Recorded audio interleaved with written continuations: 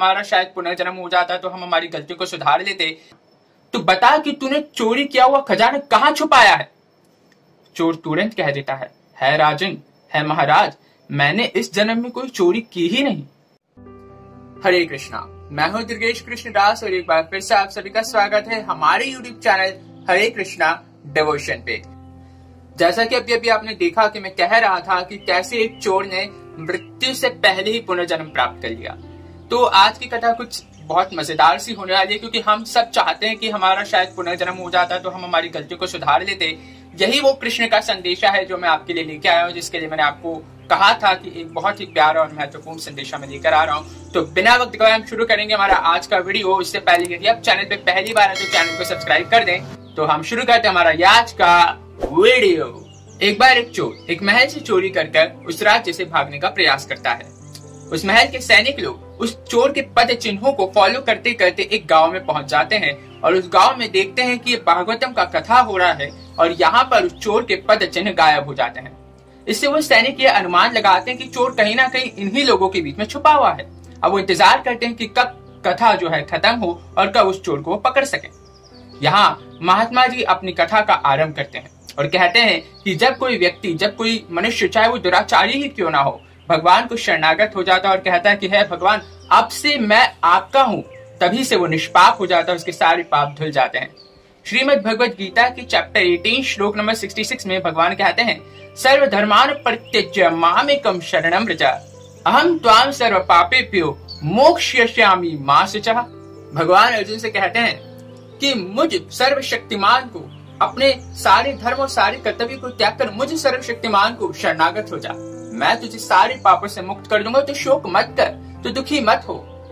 इसके साथ साथ वाल्मीकि रामायण में चैप्टर नंबर 14 श्लोक नंबर 33 में भगवान कहते हैं, सक्रदेव प्रपन्नाम तवास्मीति च याचते अभयम सर्वभूतेभ्यो ददाम्येतदमृतम्।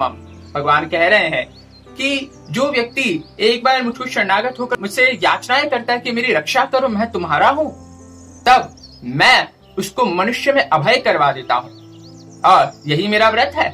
तो यहाँ महात्मा जी कुछ इस प्रकार वर्णन करते करते कहते हैं कि जो व्यक्ति भगवान को शरणागत हो गया, मानो उसका पुनर्जन्म हो गया, उसके पिछले जन्म के सारे लेखा जोखा पाप पुण्य जो भी है वो सब खत्म हो जाता है और उसका नया जन्म शुरू हुआ है। अब वो नए सिरे से फिर से शुरुआत कर सकता है। ये बात चोर सुन रहा था। कथा खत्म होती है, समापन होता है, सारे लोग अपने अपने घर को जाने लगते हैं और चोर भी वहां से निकल रहा होता है। वहां के सैनिक तो इंतजार ही कर रहे थे और वो चोर के पद चिन्हों को पहचान कर चोर को पहचान लेते हैं। चोर को राज्य में, महल में पेश किया गया। राजा चोर से प्रश्न करता है, एक बात बता, चोरी तूने ही की है ना? तो बता कि तूने चोरी किया हुआ खजाना कहाँ छुपाया है। चोर तुरंत कह देता है राजन, है महाराज, मैंने इस जन्म में कोई चोरी की ही नहीं। चोर लगातार यही कह रहा था कि उसने इस जन्म में चोरी नहीं करी, वो निष्पाप है। अब इस बात पे राजा ने उसकी परीक्षा लेने का फैसला किया। राजा ने कहा कि इसके दोनों हाथों के ऊपर कुछ पत्ते रखो और उसको एक रस्सी से बांध दो, एक कच्ची धागे से बांध दो। उसके बाद उसके ऊपर गरम गरम लोहा उसके हाथों पर रखा गया। देखा तो चोर को कुछ नहीं हो रहा है। अब उसी लोहे को उठाकर जब जमीन पे रखा तो जमीन काली पड़ गई। चोर को तो छोड़ो, उसके हाथ में जो पत्ते और रस्सी थी वो तक नहीं जली। इसे राजन को समझ में आ गया कि चोर सच बोल रहा है और उसने सैनिकों को डांटा कि तुम कैसे सैनिक हो, तुमने एक निर्दोष को दोषी ठहरा दिया, अब मैं तुम्हें छोड़ूंगा नहीं, मैं तुम्हें दंड दूंगा। इस बात पर चोर तुरंत बोल पड़ा, नहीं नहीं राजन, इनकी गलती नहीं है, इन्होंने झूठ नहीं बोला, ये सत्य बोल रहे हैं। चोरी मैंने ही करी थी, लेकिन इस जन्म में नहीं, पिछले जन्म में।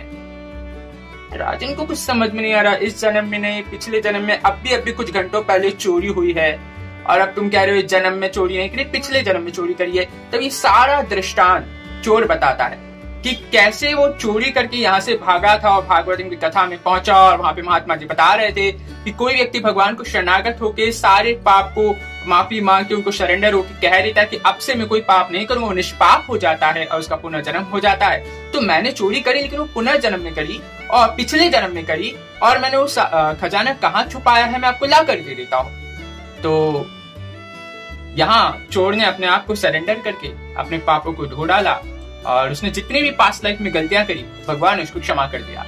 हम हमारी पास्ट लाइफ में बहुत गलतियां करते हैं और फिर हम भक्ति में आते तो हमारे मन में हमेशा ये विचार रहता है कि हमने पास्ट लाइफ में बहुत गलतियां करी हैं, भगवान हमें माफ नहीं करेंगे, हम तो पापी हैं, हम दुराचारी, हम कैसे भगवान को सरेंडर हो सकते हैं। भगवान समझते हैं कि आप उनको शरणागत हो गए और उनके सामने अपने आप को समर्पित करके ये कह दिया है, आप बड़ी कृपालु हैं, करुणामयी है अच्युत, अपने भक्तों पे प्रेम दिखाने से नहीं चुकते हैं, तो कृपया करके मुझ पे भी प्रेम दिखाइए और मेरा पुनर्जन्म करिए। तो मृत्यु के पहले इस तरह से पुनर्जन्म की प्राप्ति की जा सकती है और हम हमारी गलतियों को सुधार सकते हैं और एक नए सिरे से शुरुआत कर सकते हैं। तो आज की वीडियो में इतना काफी है।